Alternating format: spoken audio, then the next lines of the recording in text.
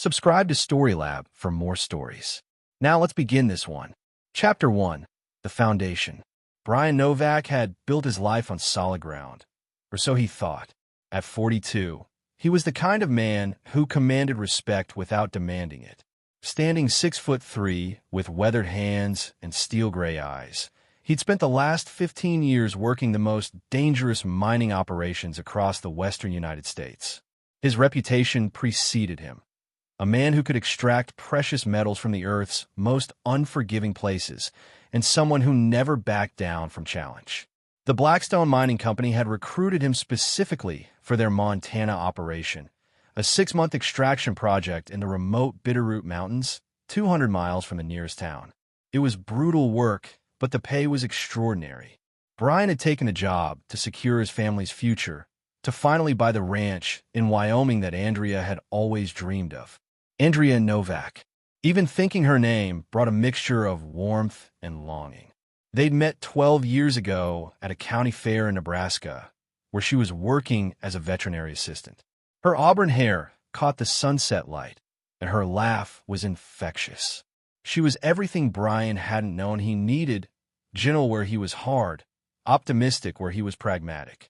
Their daughter Josephine had arrived 2 years later, a perfect blend of both parents with Andrea's green eyes and Brian's stubborn determination. Brian had thought he was building something permanent. He'd provided well for his family, buying them a comfortable house in Denver suburbs, ensuring Josephine attended the best schools, and giving Andrea the stability she'd never had growing up in foster care. The mining work meant long separations, but it also meant financial security. The irony wasn't lost on him now. While he'd been literally moving mountains to provide for his family, his world had been crumbling beneath his feet. Jorge Thompson had been Brian's closest friend for over a decade. They'd met on a deep-sea drilling platform in the Gulf of Mexico, both young men hungry for adventure and good pay. Jorge was charming in ways Brian never was. Quick with a joke, smooth with words, and devastatingly handsome with his dark hair and easy smile. While Brian was the muscle and the technical genius, Jorge was the face that dealt with clients and smoothed over difficulties. They'd been partners in more than just work.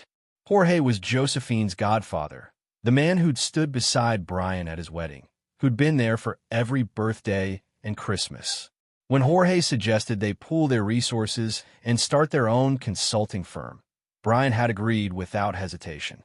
They'd built Thompson Novak Mining Solutions from nothing, with Jorge handling the business side while Brian took on the most challenging field operations. The irony cut deeper. Brian had been funding his own betrayal. Back in Denver, Andrea had been living a double life with masterful precision. To the neighbors, she was the devoted wife and mother, volunteering at Josephine's school and maintaining their perfect suburban facade. To Jorge, she was a neglected woman whose husband cared more about rocks than his family. The affair had been going on for 8 months, starting just 2 weeks after Brian had left for Montana.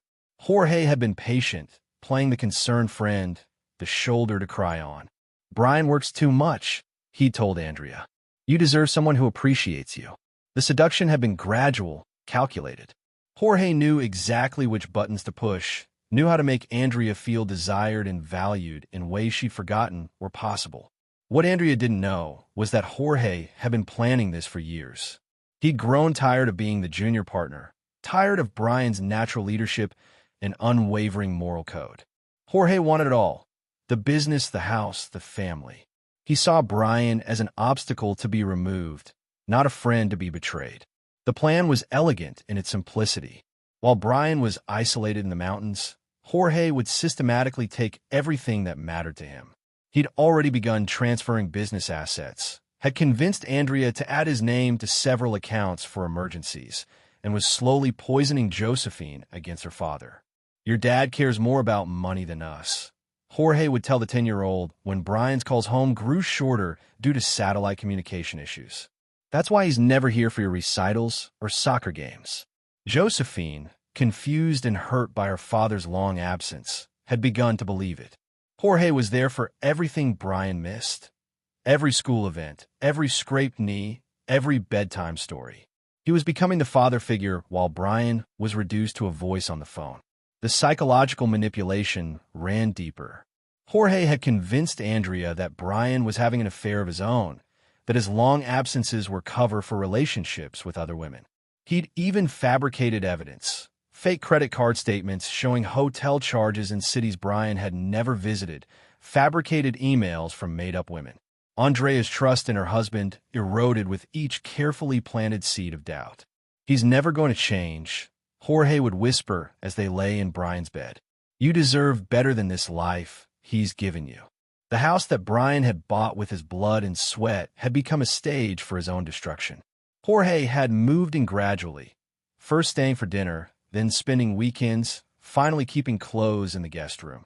To any observer, it looked like he was simply helping a friend's family while the man was away working. But Jorge had underestimated one crucial element: Josephine's intelligence.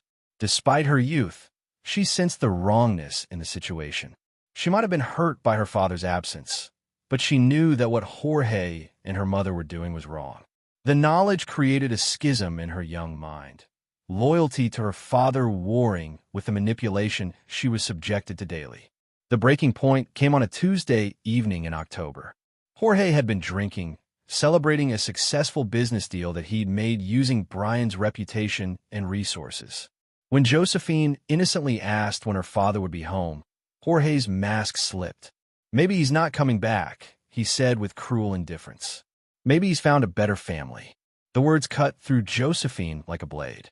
She ran to her room, tears streaming down her face, and made a decision that would change everything.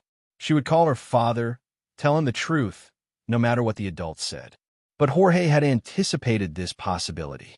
He'd been monitoring the house phone, controlling who could call and when. When he realized what Josephine intended, he made his first real mistake. He tried to stop her physically. The altercation was brief but violent.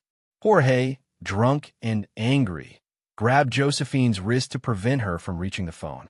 When she struggled, he backhanded her, sending her stumbling into the hallway wall. The impact left her with a swollen cheek and a cut lip, but more importantly, it crystallized everything for her. Jorge immediately realized his error. He crossed a line that couldn't be uncrossed. In his panic, he constructed a story. Josephine had fallen down the stairs. It was an accident. She was confused and might say things that weren't true. He convinced Andrea that it was better to take Josephine to the hospital immediately to control the narrative. But Jorge had underestimated the 10-year-old's determination. Despite his threats and Andrea's complicity, Josephine had found a way to tell her story. The hospital social worker, trained to recognize signs of abuse, had contacted the police. The investigation had begun. 200 miles away in the Montana mountains, Brian Novak was finishing the most profitable extraction of his career, unaware that his world was about to collapse. The Blackstone operation had yielded more than anyone had expected, enough to secure his family's future for generations. He'd been planning his return, had already made arrangements for the ranch in Wyoming, had even picked out the engagement ring he planned to give Andrea for their upcoming anniversary. In his mind, he was returning home as a conquering hero, ready to finally give his family the life they deserved. Brian had no idea that home no longer existed, that the family he'd sacrificed everything for had been systematically destroyed by the man he trusted most.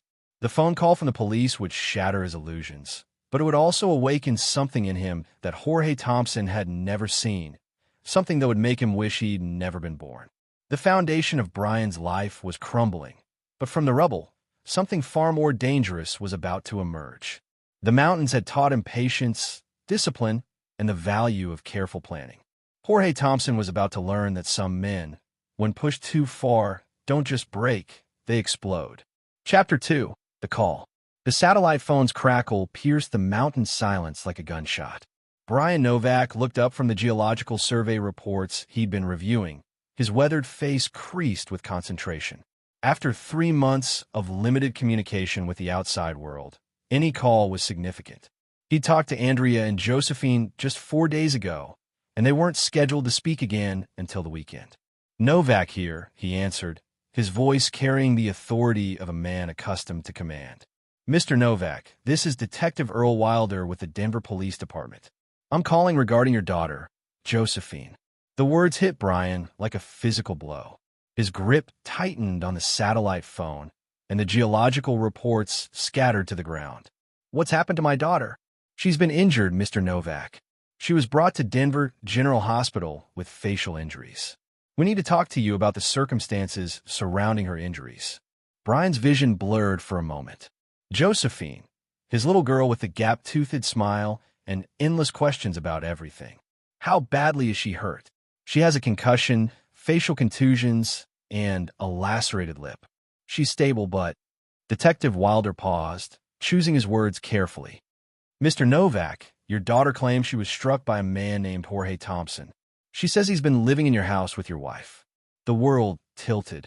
Brian felt as though he were falling down a mine shaft, everything spinning out of control. Jorge Thompson, his best friend, his business partner, Josephine's godfather. The man he'd trusted with his life countless times. That's impossible, Brian said, his voice barely above a whisper. Jorge would never hurt Josephine. He loves her. Mr. Novak, I need to ask you some questions. Are you aware that Mr. Thompson has been staying at your residence? Brian's mind raced. Jorge had mentioned helping Andrea with some household repairs, had talked about checking on the family while Brian was away. But living there? Detective, I think there's been a misunderstanding. Jorge is my business partner and friend. If he's been helping my family while I'm away, it's because I asked him to. Mr. Novak, I need you to understand the gravity of this situation. Your daughter has been interviewed by a trained specialist. She's made specific allegations about Mr. Thompson's relationship with your wife and his treatment of her. We've also spoken with your wife, and she's corroborated certain aspects of your daughter's account. The satellite phone felt heavy in Brian's hand. I need to speak to my wife. That's not possible right now. Mrs. Novak is at the hospital with your daughter. But Mr. Novak, I need to ask you directly. Were you aware that your wife and Mr. Thompson were having an intimate relationship? The question hung in the air like toxic gas. Brian stared out at the Montana wilderness, at the harsh beauty of the landscape that had been his refuge for the past 3 months. The mountains seemed to mock him now, their permanence a cruel contrast to the dissolution of everything he believed in. No, he said finally. I was not aware. Mr. Novak, we're going to need you to return to Denver as soon as possible. There are questions that need to be answered, and your daughter is asking for you. Brian's training kicked in. In crisis situations, you prioritized, you planned, you acted. Emotion was a luxury he couldn't afford. I'll be there as soon as I can arrange transport. One more thing, Mr. Novak. We're currently investigating this as a case of domestic violence and child abuse. Mr. Thompson has been arrested and is being held pending charges. Your wife has not been charged, but she's being questioned regarding her knowledge of the situation. After the call ended, Brian sat in the silence of his trailer, the satellite phone forgotten in his lap. The sound of the mining operation continued outside, the rumble of heavy machinery, the shouts of workers, the rhythmic hammering of extraction equipment. Life went on, oblivious to the fact that Brian Novak's world had just ended. His supervisor, Miguel Stark, appeared in the doorway. Miguel was a veteran of the mining industry, a man who'd seen everything the earth could throw at a crew. He took one look at Brian's face and knew something catastrophic had happened. What is it, Novak? My daughter's been hurt. I need to get back to Denver immediately. Miguel didn't ask questions. He'd worked with Brian long enough to know that the man didn't panic, didn't exaggerate, didn't ask for help unless it was critical. I'll get the emergency chopper. How fast do you need to move? Faster than possible. While Miguel made the arrangements, Brian packed his few belongings with mechanical precision. His mind was already working through the implications of what he'd learned. Jorge Thompson had been living in his house, sleeping with his wife, and had struck his daughter. The betrayal was so complete, so devastating, that it almost seemed surreal. But it wasn't surreal. It was real, and it demanded a response. Brian had learned many things in his years of dangerous work. He'd learned that some situations required immediate action, that hesitation could be fatal.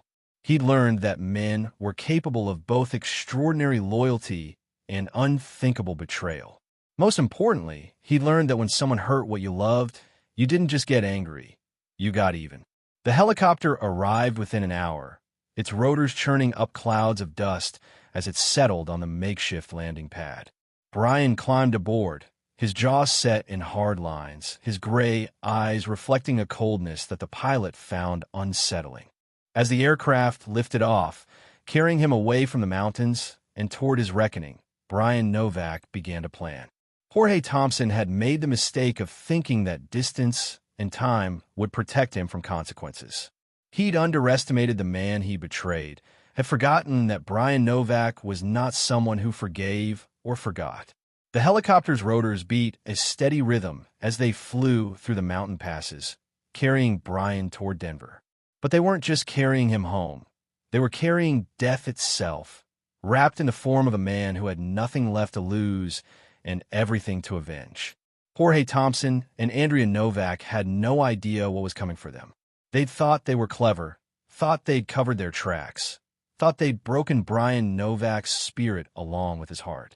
They were about to learn that some men don't break. They shatter everything around them instead. The mountains grew smaller behind them, but the lessons they'd taught Brian about patience, planning, and the careful application of force remained with him. In the confined space of the helicopter, surrounded by the noise of the engine and the vast emptiness of the sky, Brian Novak began to construct his revenge. It would be methodical, it would be complete, and it would be absolutely merciless. Chapter 3. The Homecoming. The helicopter touched down at Denver General Hospital's helipad just after midnight, its rotors still spinning as Brian Novak stepped onto the tarmac. The city lights spread out below him like scattered diamonds, but all he could focus on was the building in front of him, the place where his daughter lay injured because of the man he'd trusted most. Detective Earl Wilder was waiting for him, a lean man in his 50s with tired eyes and the bearing of someone who'd seen too much human cruelty. He approached Brian with the careful caution of a professional who knew that devastated men could be dangerous. "Mr. Novak? I'm Detective Wilder. We spoke on the phone." Brian nodded, his expression unreadable. "Where's my daughter?" "She's in room 314. The doctors say she'll make a full recovery, but she's been through a traumatic experience. She's been asking for you." As they walked through the hospital corridors, Detective Wilder studied Brian carefully. The man beside him was clearly holding himself together through sheer force of will. But there was something else there, a coldness that seemed to radiate from him like heat from furnace. "Mr. Novak, before you see your daughter, I need to brief you on what we've learned." Brian stopped walking. "Tell me." "Mr. Thompson has been living in your house for approximately 6 weeks. Based on the evidence we've gathered, he's been having an intimate relationship with your wife for several months. Your daughter witnessed an altercation between them and tried to intervene. That's when she was struck." "What kind of altercation?" "According to Josephine, she overheard Mr. Thompson and your wife discussing plans to make certain changes to your family situation. She became upset and tried to call you. Mr. Thompson prevented her from doing so, and when she resisted, he hit her." Brian's hands slowly clenched into fists. "What kind of changes?" Detective Wilder hesitated. "Mr. Novak, I think it's better if you hear this from your daughter. She's been very clear about what she witnessed, and she's been asking to speak with you specifically." They reached room 314, and Brian paused outside the door. Through the small window, he could see Josephine lying in the hospital bed, her face swollen and bruised, her mother sitting beside her. Andrea looked up as he appeared, and the guilt in her eyes told him everything he needed to know. Brian entered the room slowly, his attention focused entirely on his daughter. Josephine's face lit up when she saw him, despite the pain medication and the injuries. "Daddy!" she called out, her voice muffled by the swelling. Brian knelt beside the bed, his large hands gentle as he touched her uninjured cheek. "I'm here, sweetheart. Daddy's here. I tried to call you," Josephine whispered. "I tried to tell you about Mom and Uncle Jorge, but he wouldn't let me." Brian's jaw tightened, but his voice remained soft. "Tell me what happened, Joe." "They were always together when you were gone. They would go into your room and close the door. Uncle Jorge said you weren't coming back, that you had found a new family. When I said that wasn't true, he got angry." Andrea started to speak, But Brian silenced her with a look that could have melted steel. Let her finish. I heard them talking about selling the house, about moving away. Mom said we should wait until you sign some papers. Uncle Jorge said you wouldn't have a choice. Josephine's voice grew smaller. I just wanted to call you, Daddy. I just wanted to tell you what was happening. Brian felt something break inside him. Not his heart, which had already been shattered, but something deeper. The last restraint that had kept him civilized, that had made him believe in justice and fairness and the possibility of redemption. It snapped like an overstressed cable, and what remained was pure, focused rage. You did the right thing, sweetheart, he said quietly. You were very brave. Detective Wilder stepped forward. Mr. Novak, we need to discuss the legal situation. Mr. Thompson has been charged with assault on a minor and domestic violence. Your wife has been questioned, but no charges have been filed against her at this time. I want to see him, Brian said. That's not possible. He's in custody and... I want to see him, Brian repeated, and something in his voice made Detective Wilder take a step back. Mr. Novak, I understand your anger, but the legal system will handle this. Mr. Thompson is facing serious charges. Brian stood slowly, his full height making him an imposing figure in the small hospital room. Detective Jorge Thompson struck my daughter. He's been living in my house, sleeping with my wife, and apparently planning to steal my life. The legal system will give him a few years in prison, maybe less with good behavior. That's not justice. Mr. Novak, I can't allow you to threaten. I'm not threatening anyone, Brian said calmly. I'm simply stating facts. Jorge Thompson has made the biggest mistake of his life. He's hurt my daughter, and he's going to pay for it in ways that go far beyond what any court could order. Andrea finally found her voice. Brian, please. It's not what you think. Jorge and you were never here, and I was lonely, and... Brian turned to look at his wife, and she stopped speaking immediately. The man looking at her was not the husband she'd married, not the father of her child.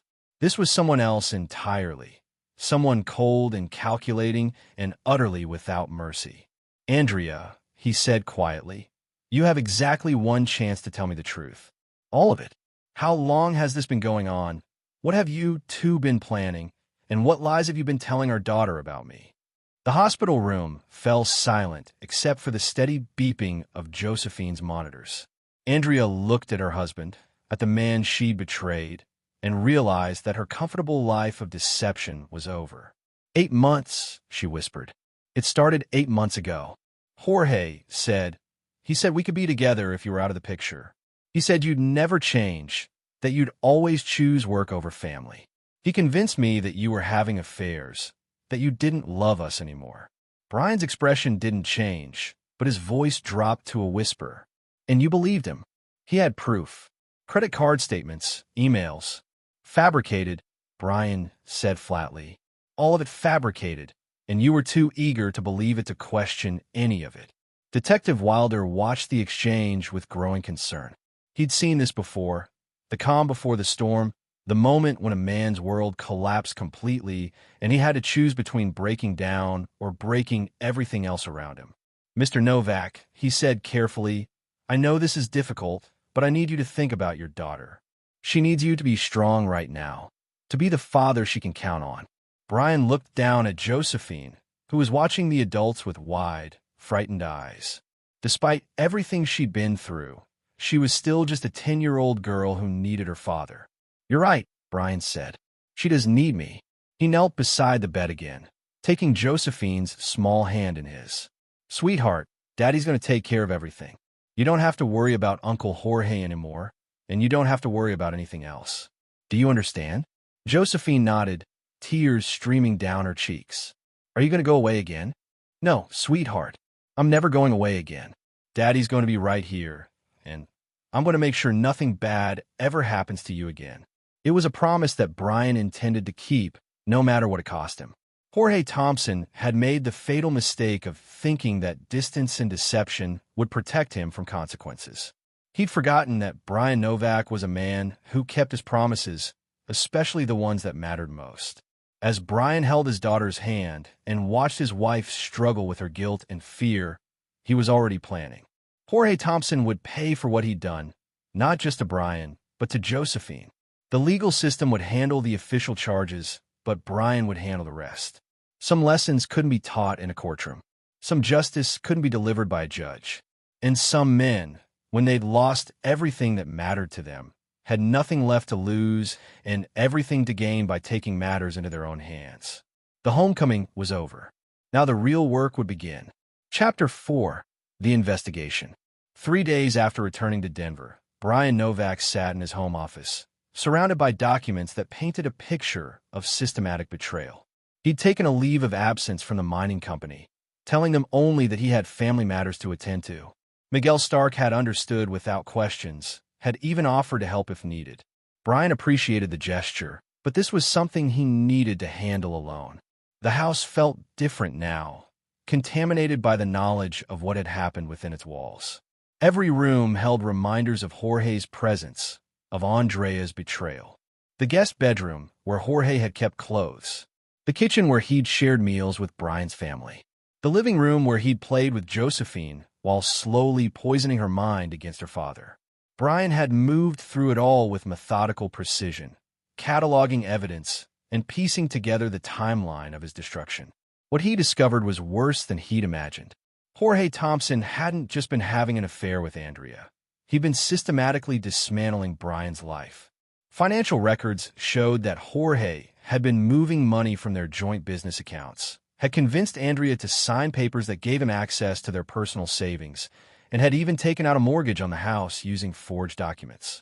The business they'd built together, Thompson Novak Mining Solutions, was being gutted from within. Jorge had been using Brian's reputation to secure contracts, then skimming profits and redirecting funds to accounts that only he controlled. The Montana job that had taken Brian away from his family for 3 months? Jorge had specifically recommended it, knowing it would give him uninterrupted time to complete his takeover. Brian spread the financial documents across his desk, each one representing another layer of betrayal. Jorge had been meticulous, professional even, in his theft. He'd covered his tracks well, had created a paper trail that would be difficult to unravel in court. But Brian wasn't planning to take this to court. His phone rang, interrupting his analysis. The caller ID showed Detective Wilder's number. "Mr. Novak, we need to discuss Mr. Thompson's situation.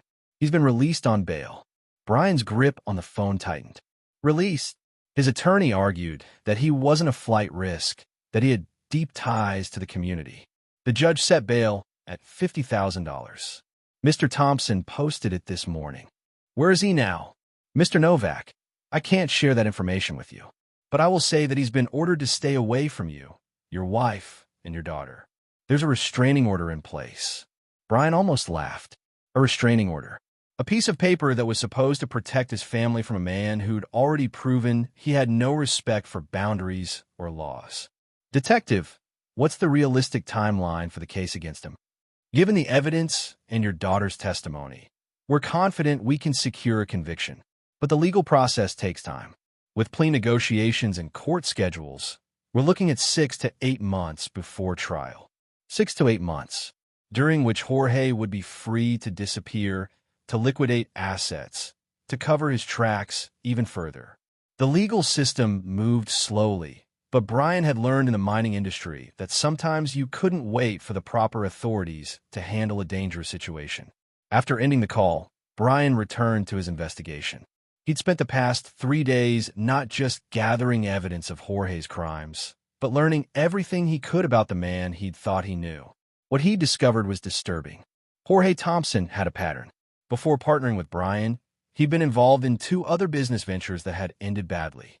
In both cases, Jorge had been accused of embezzlement, though charges had never been filed. He'd also been married before, twice, and both marriages had ended in acrimonious divorces with allegations of infidelity and financial misconduct. The man Brian had trusted with his life, his business, and his family was a predator who specialized in identifying and exploiting trust. He'd chosen Brian specifically because of his reputation for honesty and hard work, qualities that Jorge could exploit for his own gain. Brian had also learned about Andrea's involvement. His wife hadn't just been a passive victim of Jorge's manipulation. She'd been an active participant in the deception. Financial records showed that she'd been aware of the money transfers, had helped Jorge access Brian's personal accounts, and had even provided him with sensitive business information. The woman he'd married, the mother of his child, had sold him out for the promise of a more exciting life with a more attentive man. The betrayal was complete, and it demanded a response that went far beyond divorce court. A knock at the door interrupted his thoughts. Brian opened it to find his neighbor, Paul Whitaker, standing on the porch. Paul was a retired police officer who'd lived next door for 5 years, a man Brian had always respected for his straightforward nature and protective instincts. "Brian, I heard about what happened with Josephine. How is she doing?" "She's recovering. Thank you for asking." Paul hesitated, then stepped closer. "Brian, I need to tell you something. I probably should have said something sooner, but I didn't want to interfere in your family's business." Brian felt a familiar chill. "What is it?" "I've been seeing Jorge Thompson coming and going from your house for months. Not just visiting, living there. I saw him bringing in suitcases, saw him leaving early in the morning like he was going to work. I also saw—" Paul paused, clearly uncomfortable. "I saw him and Andrea together, in ways that made it clear they weren't just friends." "Why didn't you call me?" "I thought about it, but I kept telling myself it wasn't my business, that maybe you knew and were okay with it. I should have called you, Brian. I'm sorry." Brian nodded slowly. "Paul, if you were going to disappear someone, hypothetically, how would you do it?" Paul's eyes widened. "Brian, don't even think about it. I know you're angry, but—" "I'm not angry," Brian said quietly. "I'm something else entirely. Jorge Thompson struck my daughter. He's been living in my house, sleeping with my wife, and stealing my life savings. The legal system will give him a few years in prison, and then he'll be free to do it all again to someone else. You can't take justice into your own hands. You'll destroy yourself and leave Josephine without a father. I'll leave Josephine with a father who protected her from the man who hurt her. That's what fathers do, Paul. They eliminate threats to their children." Paul looked at his neighbor, at the man he'd known for years, and realized that Brian Novak was no longer the person he'd been. The Brian who'd left for Montana 3 months ago had been a decent man with a strong moral code. The Brian who'd returned was something else, something harder and more dangerous. "Brian, promise me you won't do anything stupid." "I promise you that I'll do what's necessary to protect my daughter and to ensure that Jorge Thompson can never hurt anyone else the way he's hurt us." It wasn't the promise Paul had hoped for, but it was the only one he was going to get. As Brian closed the door, Paul was left with the unsettling knowledge that he'd just witnessed the birth of something terrible. A good man's transformation into something that would make Jorge Thompson's worst nightmares seem like pleasant dreams. Inside the house, Brian returned to his desk and opened a new file. This one wasn't about financial records or legal evidence. This one was about Jorge Thompson's daily routine, his habits, his weaknesses. It was about the places he went, the people he saw, the vulnerabilities he'd never known he had. Brian Novak had spent 15 years learning how to find precious metals in the most unlikely places, how to extract value from seemingly worthless rock. Now he was going to use those same skills to find Jorge Thompson's breaking point and extract from him a price that would make him wish he'd never been born. The investigation was complete. The planning phase was about to begin. Chapter 5: The Trap. Jorge Thompson felt like a caged animal. The restraining order meant he couldn't go near Brian's house, couldn't contact Andrea directly, and couldn't see Josephine. His carefully constructed life was crumbling, and he knew that Brian's return had changed everything. He'd rented a cheap apartment on the outskirts of Denver, a far cry from the comfortable suburban home he'd been sharing with Andrea. The legal bills were mounting, and with Brian back in town, accessing the business accounts had become impossible. The money he'd stolen was still there, but it was locked away in accounts that required both partners' signatures to access. Jorge had underestimated Brian Novak in every possible way. He'd assumed that 3 months of isolation would have made him soft, that the shock of betrayal would have broken his spirit. Instead, Brian had returned with a coldness that was genuinely frightening. The phone call came on a Thursday evening, 2 weeks after Brian's return. Jorge recognized the number. It was their business line. "Jorge, it's Brian. We need to talk." Jorge's pulse quickened. Brian, the restraining order says. The restraining order says you can't come near my family. It doesn't say anything about business. We have matters to discuss. Jorge felt a glimmer of hope. Maybe Brian was willing to be reasonable, to work out some kind of arrangement. What kind of matters? The Montana contracts. The Blackstone deal. There are complications that need to be addressed immediately, and I need your signature on several documents. Jorge's mind raced. The Blackstone deal was worth millions, money that he'd been counting on to finance his new life with Andrea. If there were complications, if the deal was falling through, he needed to know about it. Where do you want to meet? The office. Tomorrow night, after hours. We'll have privacy, and we can discuss this like professionals. Jorge hesitated. Something about Brian's tone seemed off, too calm, too controlled. But the potential loss of the Blackstone money was too significant to ignore. Brian, I want you to know that I never meant for things to go this far. What happened with Josephine was an accident. I would never intentionally hurt her. I'm sure you wouldn't, Brian said, his voice completely neutral. Tomorrow night, 8 o'clock. Don't be late. The line went dead, leaving Jorge with a mixture of relief and unease.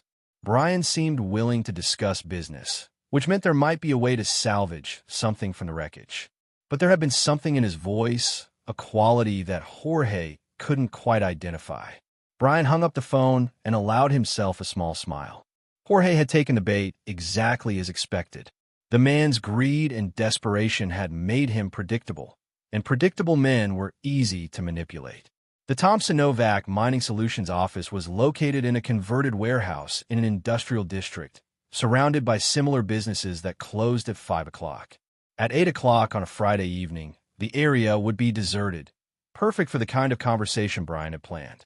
He spent the next day making careful preparations. The office building had security cameras, but Brian knew their blind spots. He'd installed the system himself, after all. The loading dock at the rear of the building was invisible to the cameras, and the freight elevator provided direct access to their third-floor office. Brian also made other preparations. He visited a hardware store, purchasing items that would seem innocent individually but would serve a very specific purpose when combined. He made a call to Miguel Stark, ostensibly to discuss the Montana job, but actually to establish an alibi for his whereabouts. He even sent Andrea a text message, informing her that he would be working late and wouldn't be home until after midnight. The beauty of the plan was its simplicity. Jorge would come to the office expecting a business meeting. What he would find instead was a reckoning. Friday evening arrived with a cold rain that turned the city streets slick and dangerous. Brian arrived at the office at 7 o'clock, using the freight elevator to avoid the main entrance. The third-floor office was dark except for the light from his desk lamp, creating an intimate setting that would put Jorge at ease. At exactly 8 o'clock, Brian heard the elevator arriving. Jorge's footsteps echoed in the hallway, hesitant but determined. Brian remained seated at his desk, reviewing documents as though this were indeed a routine business meeting. Jorge appeared in the doorway, and Brian was struck by how much the man had changed in 2 weeks. Jorge had always been meticulous about his appearance, but now he looked haggard, desperate. His usually perfect hair was disheveled, his expensive suit wrinkled, and his eyes held the wild look of a man who knew his world was collapsing. "Brian," Jorge said, his voice carefully controlled. "Thank you for agreeing to meet. Sit down, Jorge. We have a lot to discuss." Jorge took the chair across from Brian's desk, the same chair he'd sat in hundreds of times during their partnership. But tonight, something was different. The dynamics had shifted, and Jorge could feel the change in the air. "You mentioned complications with the Blackstone deal," Jorge said. "What kind of complications?" Brian leaned back in his chair, studying his former partner with the same intensity he'd once used to analyze geological surveys. "Jorge, how long have we known each other?" 12 years. Since the Gulf of Mexico job. 12 years. And in all that time, did I ever give you reason to believe I was anything other than trustworthy? Jorge shifted uncomfortably. "Brian, I know you're angry about what happened, but I'm not angry, Jorge. I'm curious. I want to understand the mind of a man who would spend 12 years earning someone's trust just to destroy everything they'd built together. It wasn't like that. Things just happened.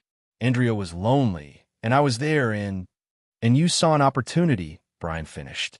You saw a man who trusted you completely, who was away working to support his family, and you decided to take everything he had. Jorge realized that there were no documents on Brian's desk, no contracts to sign, no business complications to discuss. This wasn't a meeting. It was something else entirely. Brian, I think I should go. Maybe we can discuss this another time, when we've both had time to process everything. Sit down, Jorge. There was something in Brian's voice that made Jorge freeze. It wasn't anger or rage. It was something colder, more controlled, and infinitely more dangerous. You're not leaving until we've finished our conversation. Jorge remained standing, his hand moving toward the door. Brian, I know you're upset, but threatening me isn't going to solve anything. I'm not threatening you, Jorge. I'm simply explaining the situation. You came here tonight because you thought you could manipulate me one more time, could convince me to sign papers that would give you access to money you've already stolen. But that's not why you're here. Brian stood slowly, his full height making him imposing in the dim light. You're here because you hurt my daughter, and men who hurt my daughter don't get to just walk away. Jorge realized that he'd made a terrible mistake. The Brian Novak he'd known for 12 years had been a decent man with a strong moral code. But the man standing before him now was something else entirely, something that recognized no moral boundaries, no legal constraints, no limits on what he was willing to do to protect his family. Brian, please. I never meant for Josephine to get hurt. It was an accident, a moment of poor judgment. I was drinking, and I wasn't thinking clearly. You struck my 10-year-old daughter because she wanted to call her father. That wasn't poor judgment, Jorge. That was the real you, the person you've been hiding behind 12 years of friendship. Jorge backed toward the door, but Brian moved to block his path. The office suddenly felt very small, very isolated, and very far from any help. What do you want from me, Brian? I'll do whatever you want. I'll leave Denver. I'll disappear. I'll never contact Andrea or Josephine again. Just tell me what you want. Brian smiled, and the expression was more terrifying than any threat could have been. What I want, Jorge, is for you to understand that actions have consequences. You chose to destroy my family, and now you're going to experience the consequences of that choice. Jorge realized that he wasn't going to walk out of the office. Whatever Brian had planned, whatever he intended to do, Jorge was trapped. The man he'd betrayed, the friend he'd destroyed, had become something far more dangerous than he'd ever imagined. The trap had been set, and Jorge Thompson had walked into it exactly as Brian had planned. Now the real work would begin. Chapter 6, The Reckoning. The office fell silent except for the sound of rain against the windows. Jorge Thompson stood frozen near the door, finally understanding that he wasn't leaving the building the same way he'd entered it. Brian Novak moved with the calm precision of a man who'd spent months planning this moment. Brian, please, think about what you're doing. Think about Josephine. She needs her father, and if you do something stupid here, you'll go to prison. You'll lose everything. Brian opened the desk drawer and withdrew a small digital recorder, placing it on the desk between them. Jorge, I want you to tell me about the plan. All of it. How long have you been stealing from our business? When did you decide to seduce my wife? How long have you been planning to destroy my family? Jorge's eyes darted around the office, looking for escape routes, for weapons, for anything that might help him. But Brian had chosen the location carefully. The office was on the 3rd floor, the windows were reinforced, and the door was now blocked by a man who had 40 pounds and 6 inches on him. I'm not saying anything without my lawyer. Brian activated the recorder. That's your right. But Jorge, I want you to understand something. We're not a courtroom. We're not playing by legal rules. We're two men having a conversation about what you've done to my family. You can't do this. The police know we're meeting. If something happens to me, you'll be the first suspect. Brian's smile was genuinely terrifying. Jorge, nobody knows we're meeting. The text I sent you came from a burner phone. The office security cameras have been disabled, and I've established an alibi for tonight. I'm supposed to be having dinner with Miguel Stark, discussing the Montana job. Jorge felt the walls closing in. Miguel Stark? But he's... 200 miles away in Montana. Yes, I know, but phone records will show that we had an hour-long conversation at exactly the time you're going to disappear. Amazing how easy it is to establish false alibis when you understand technology. The reality of the situation hit Jorge like a physical blow. Brian hadn't just lured him here for a confrontation. He'd planned every detail, had anticipated every variable. The man he'd underestimated was systematically dismantling his life with the same precision he'd once used to extract precious metals from solid rock. What do you want me to say? I want you to tell me about the pattern. This isn't the first time you've done this, is it? I've done some research on your past, Jorge. 2 previous business partners, both of whom accused you of embezzlement. 2 previous wives, both of whom divorced you for infidelity. You're not just a criminal, you're a predator. Jorge slumped into the chair, his defiance crumbling. It wasn't supposed to be like this. I never meant for things to go this far. But they did go this far. You struck my daughter, Jorge. You hurt a 10-year-old girl because she wanted to call her father. That's not something that can be forgiven or forgotten. I was drunk. I was scared. I knew you'd be coming back. And I knew everything would fall apart. I lost control. Brian leaned forward, his voice dropping to a whisper. Jorge, I want you to think very carefully about your next words. Because depending on what you tell me, you might walk out of here tonight. Or you might not. Jorge looked into Brian's eyes and saw something that made his blood run cold. This wasn't the man he'd known for 12 years. This was someone else entirely. Someone who'd been forged in the crucible of betrayal and had emerged as something harder, colder, and infinitely more dangerous. I started planning it about a year ago, Jorge said quietly. I was tired of being the junior partner, tired of you getting all the credit while I did all the business development. I saw an opportunity to take over the company, and I decided to take it. And my wife was part of that plan. At first, she was just a means to an end. I thought if I could seduce her, I could get access to your personal accounts, could influence her to help me push you out of the business. But then, Jorge paused, struggling with the admission. Then I realized I could have it all. The business, the house, the family. I could become you, Brian. I could take your entire life. Brian's expression didn't change, but something shifted in his eyes. You thought you could replace me. I thought I could be a better version of you. Someone who was actually present, who didn't disappear for months at a time. Andrea was lonely, and Josephine needed a father figure. I convinced myself that I was doing them a favor. By lying to them about me. By forging evidence of affairs I never had. By systematically destroying their faith in their husband and father. Jorge nodded miserably. I created fake credit card statements, fake emails, fake evidence of infidelity. I told Andrea that you were having affairs, that you were planning to leave her for someone else. I poisoned her mind against you. And I poisoned Josephine's mind too. And the money? I've been moving it gradually for months. Business account transfers, personal account access through Andrea, even a second mortgage on your house. I've stolen about $400,000 total. Brian was quiet for a long moment, processing the magnitude of the betrayal. Jorge had taken everything. His business, his wife, his daughter's love, his financial security. It was a systematic destruction that had been planned and executed with methodical precision. Jorge, do you know what I learned in 15 years of mining? Jorge shook his head.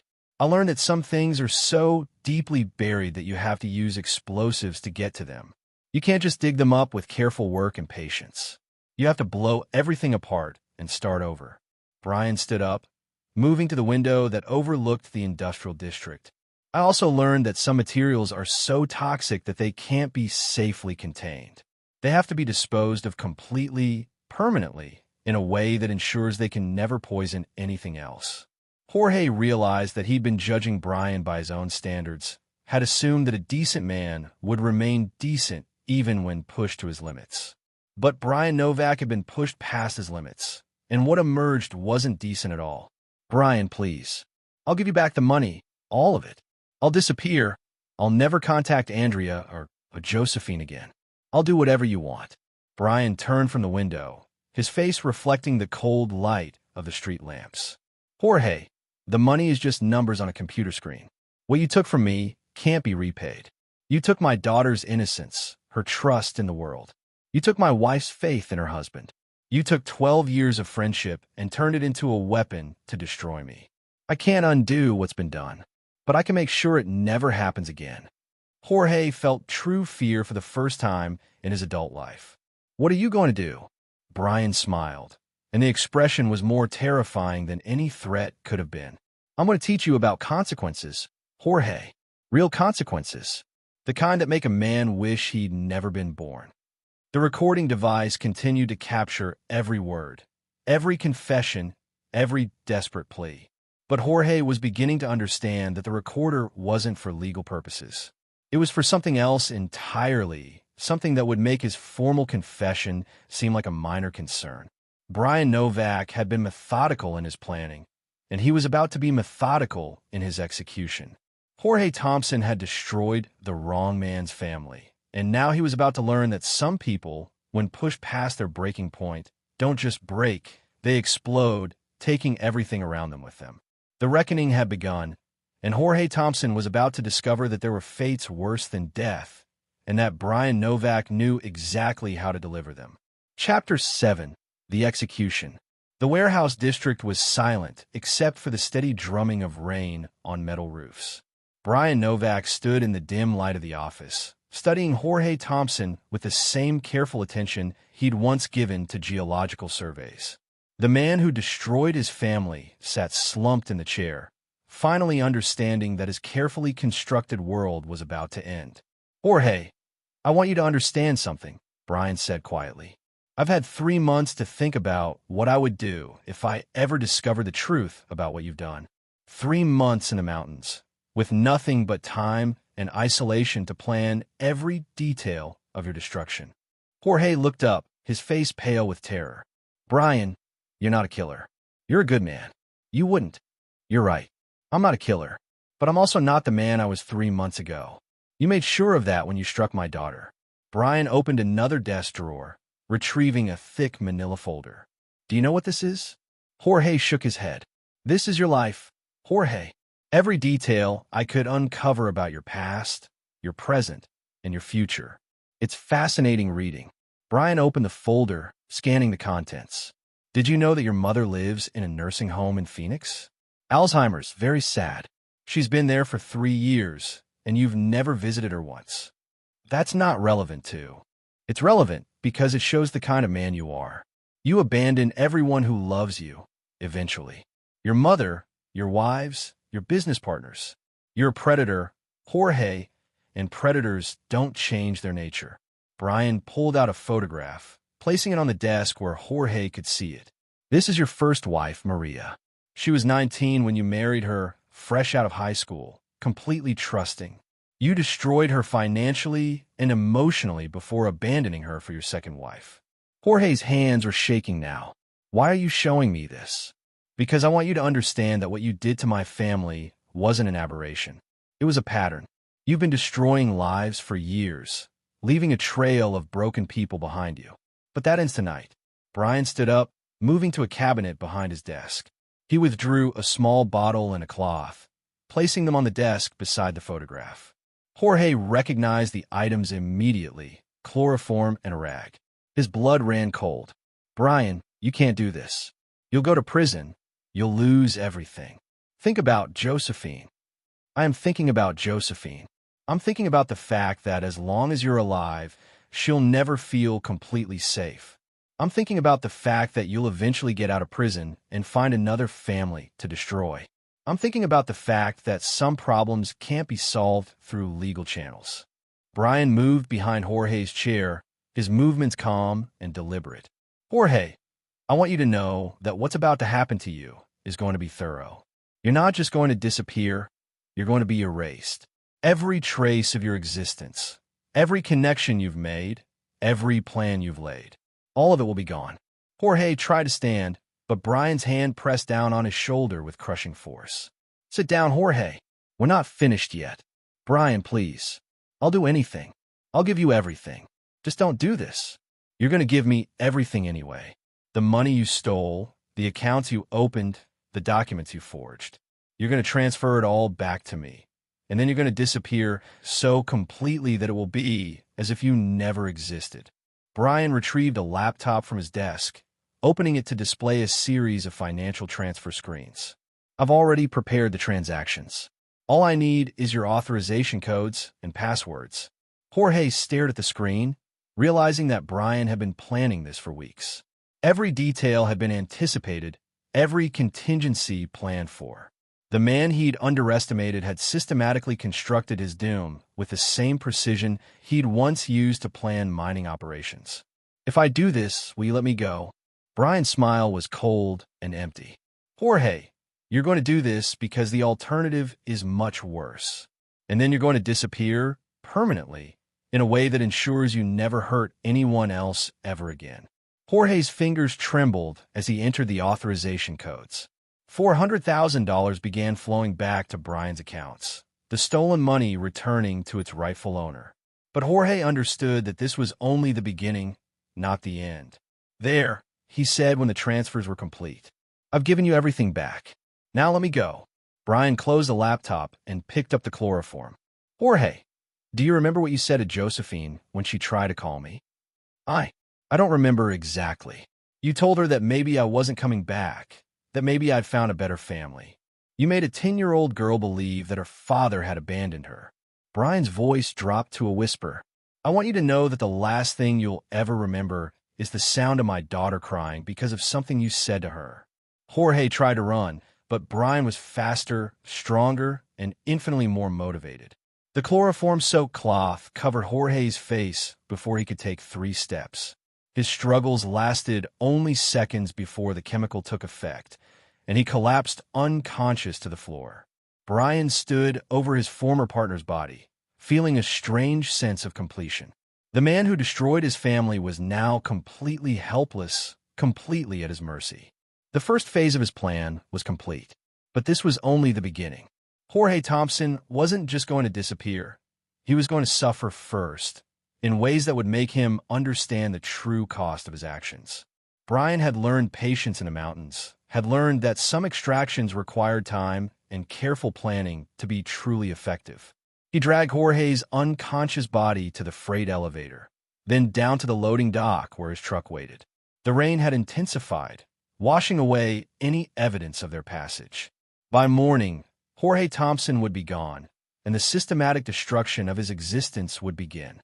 As Brian drove through the empty streets of Denver, Jorge's unconscious form secured in the back of the truck, he felt something he hadn't experienced in months: peace. The man who'd hurt his daughter was now going to experience consequences that would make him wish he'd never been born. The execution phase had begun, and Brian Novak was about to demonstrate that some men, when pushed beyond their limits, become something far more dangerous than their enemies could ever imagine. Jorge Thompson had made the fatal mistake of thinking that distance and deception would protect him from retribution. He was about to learn that some debts could only be paid in suffering, and that Brian Novak was uniquely qualified to collect what was owed. Chapter 8: The Vanishing.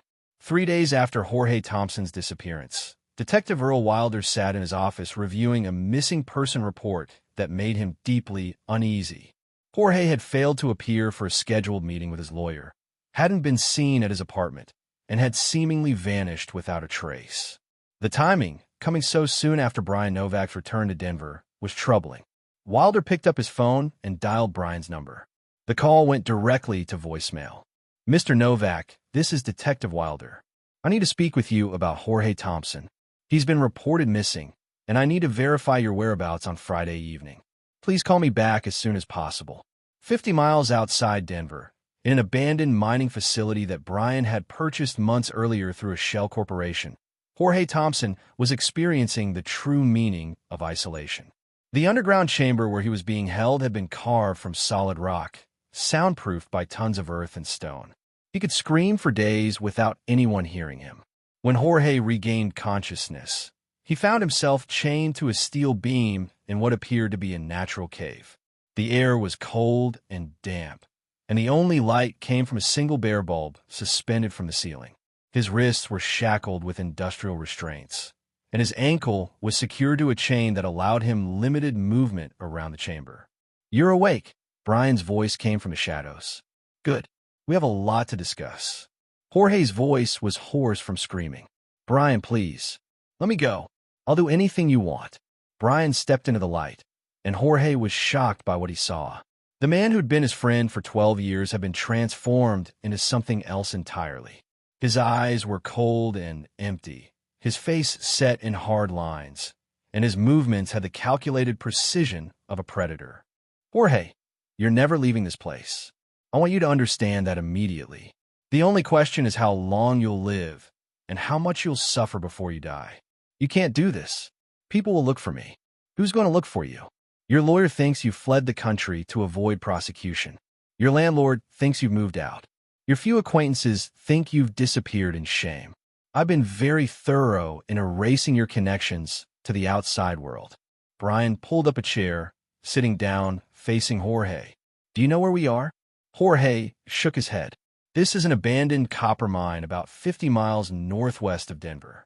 I bought it through a shell corporation 6 months ago, ostensibly for mineral rights exploration. The chamber we're in is 300 feet underground, accessible only through a single shaft that I control. Jorge realized that Brian's planning had been even more extensive than he'd imagined. You've been planning this for months. I've been planning this since the day I left for Montana. I knew that if I ever discovered infidelity or betrayal, I would need a place to handle it properly. I just didn't know it would be you. Brian gestured to the walls around them. These walls are solid granite. Jorge, sound doesn't travel through them. If you scream, no one will hear you. If you die, no one will find your body.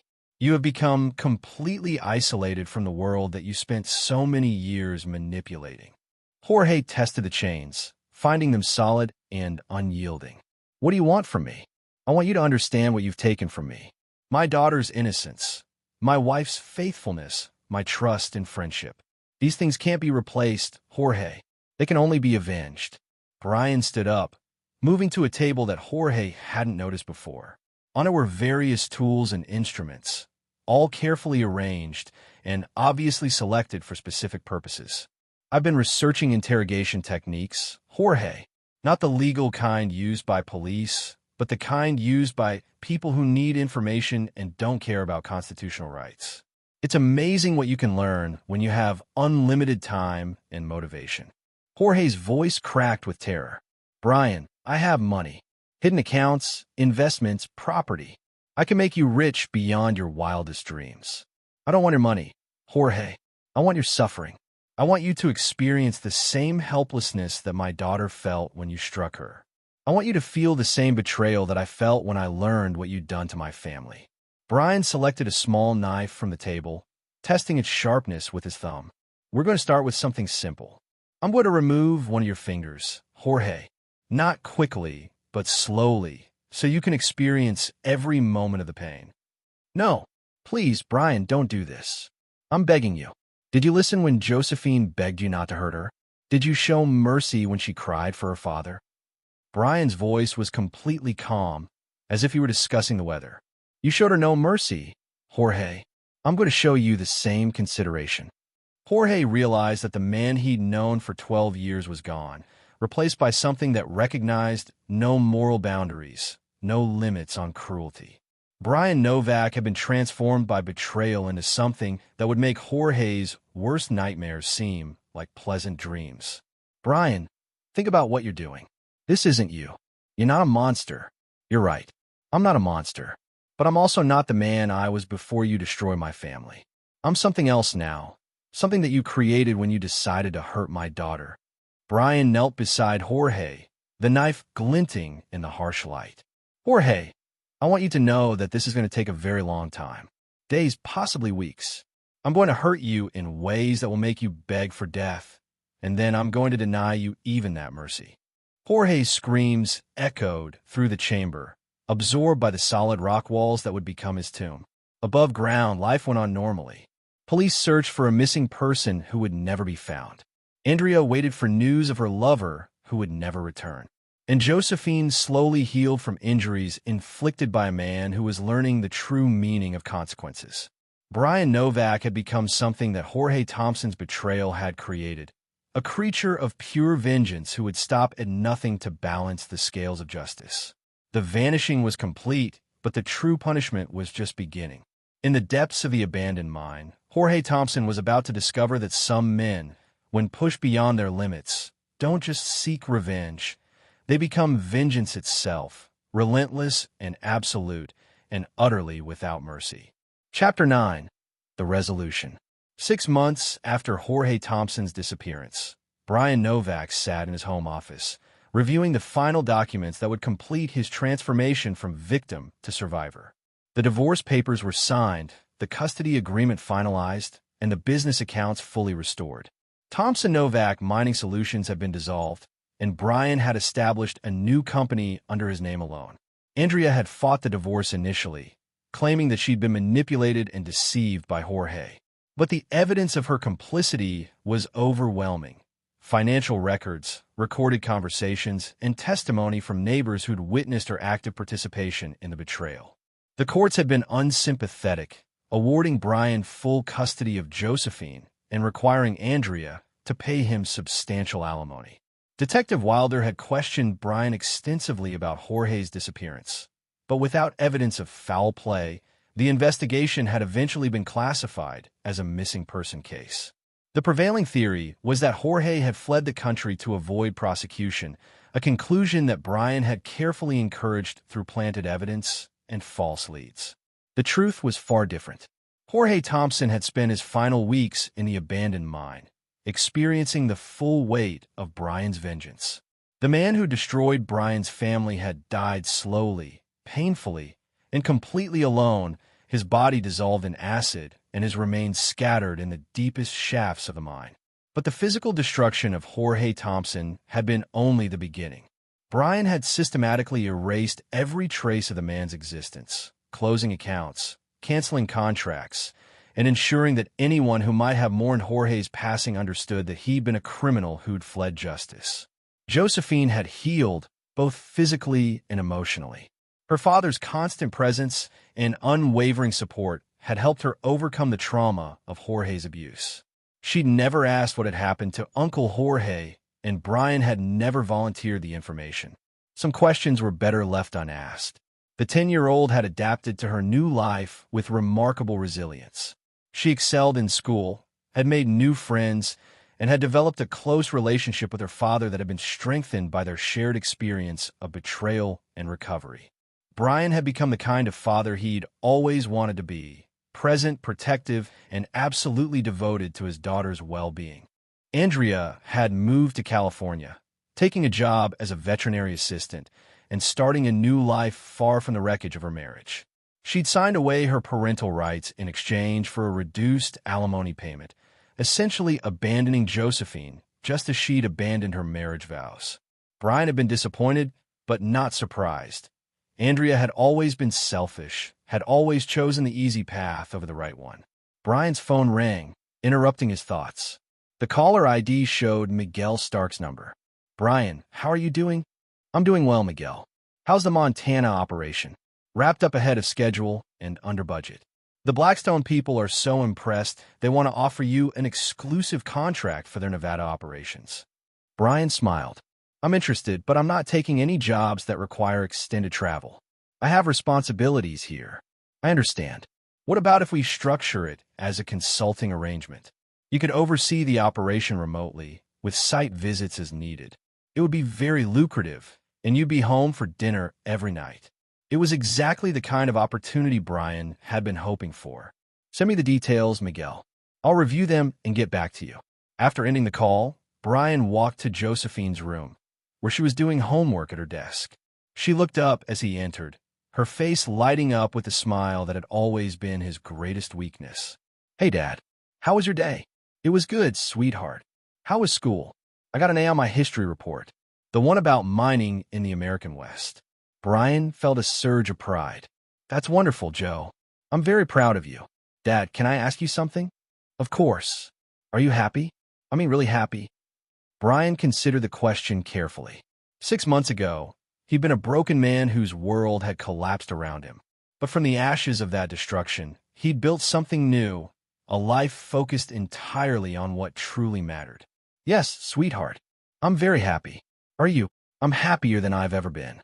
I know that sounds weird because of everything that happened, but I feel safe now. I feel like you're really here, not just physically, but here. Brian knelt beside her desk, taking her hands in his. I am here, Joe.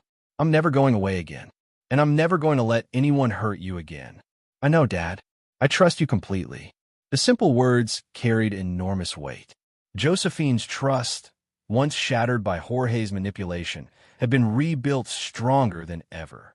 She knew that her father was a man who kept his promises, who protected what he loved, and who would never abandon her. Later that evening, after Josephine had gone to bed, Brian stood in his backyard, looking up at the stars. The night was clear and cold, and the city lights couldn't completely obscure the vast expanse of the universe above. He thought about Jorge Thompson, about the man who tried to steal his life and had paid the ultimate price for his arrogance. Jorge had died believing that he was a victim, that Brian had somehow overreacted to his simple betrayal. He'd never understood that some things were sacred, that some lines couldn't be crossed without facing absolute consequences. Brian had no regrets about what he'd done. Jorge had hurt Josephine, had stolen her innocence and her sense of safety. For that alone, he deserved to die. The theft of money, the seduction of Andrea, the destruction of their friendship.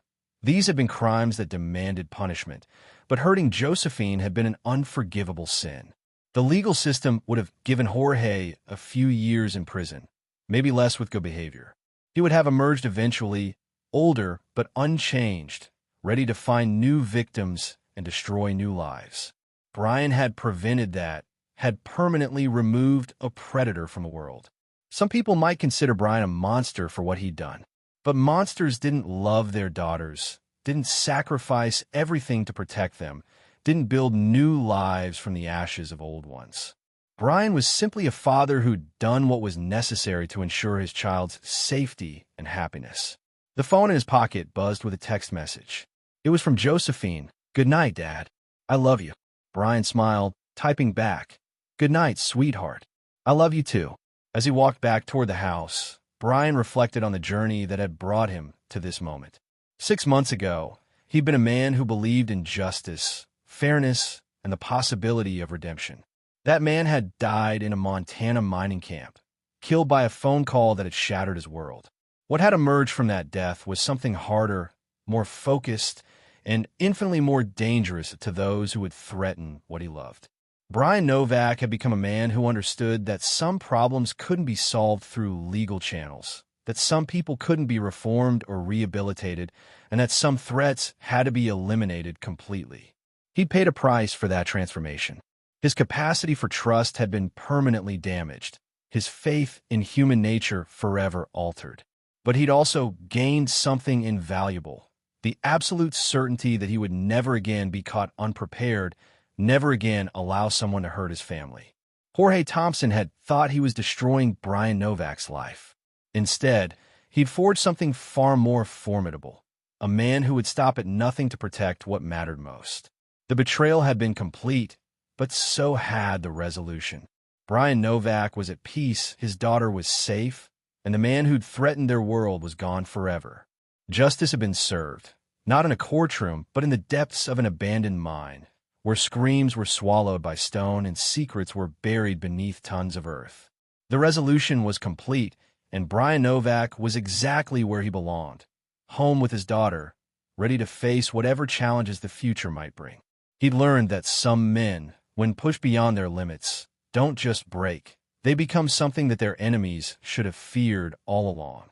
In the end, Jorge Thompson had gotten exactly what he deserved, and Brian Novak had gotten exactly what he'd needed. A new beginning built on the foundation of absolute justice and unconditional love. This is where our story comes to an end. Share your thoughts in the comments section. Thanks for your precious time. If you enjoyed this story, then please make sure you subscribe to this channel. That would help me a lot. Click on the video you see on the screen, and I will see you there.